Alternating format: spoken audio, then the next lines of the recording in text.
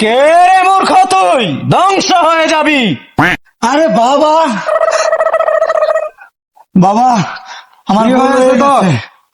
আমি না দেখতে আপনারা গেছি গা। আমি তো বউয়ের জ্বালায় ঘরে থাকতে পারতাছি না।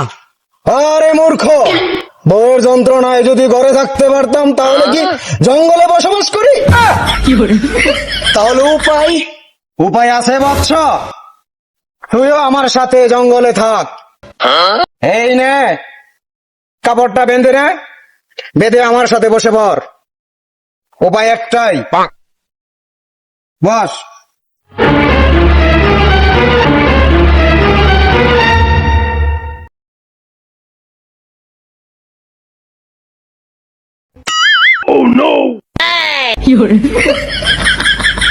হ্যালো।